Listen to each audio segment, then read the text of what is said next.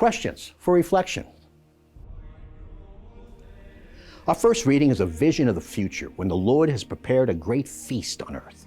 He's destroyed the veil which has separated us from sight of Him, and He's destroyed death itself. How blessed are we, called to His eternal banquet feast.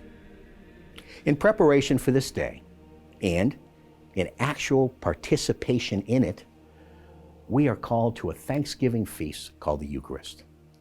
In fact, that's what Eucharist means. It's a thanksgiving. And it too is a joyful occasion, for through this sacrament, we enter into communion with the Lord. And through grace, we see Him ever more clearly. Our responsorial psalm today is the beloved 23rd Psalm. It's a psalm of thanksgiving for those of us received into Yahweh's favor. Let us give thanks for all the Lord provides. Let us make our home in the Lord and allow Him to make His home within us. This is what the Christian life is all about: communion with the Lord. Our gospel reading is the account in St. Matthew where Jesus feeds 4,000. Though very much like the feeding of the 5,000, there are several differences. The disciples had already seen Jesus feed 5,000. Matthew records the event in the 14th chapter of his gospel.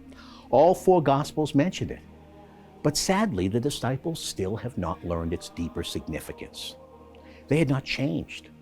They're still seeing the hungry crowd as a nuisance, rather than viewing them as Jesus did, with compassion. In His sacred humanity, Jesus was moved with compassion for the crowd, and the Greek root of the word for compassion means to suffer with. The disciples viewed the matter as a problem. They approached it through a lens of economic scarcity. Jesus understood the economy of heaven. The question He asks of all of us today is, do we?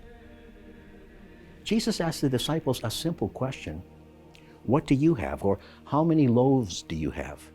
They still did not understand. They'd already witnessed 5,000 fed. They'd been invited to participate in God's work by simply giving what they had in a holy exchange, but they still didn't get it. When they finally did, Jesus used the matter given by men, loaves and fish, to manifest the manna of heaven. He still does.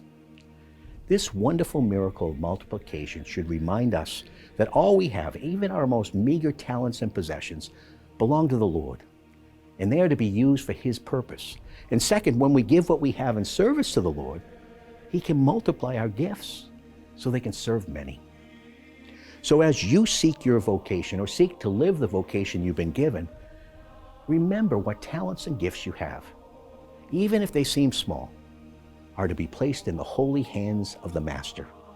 For when placed in the Lord's service, the few can become many, the small becomes great, and the weak mighty.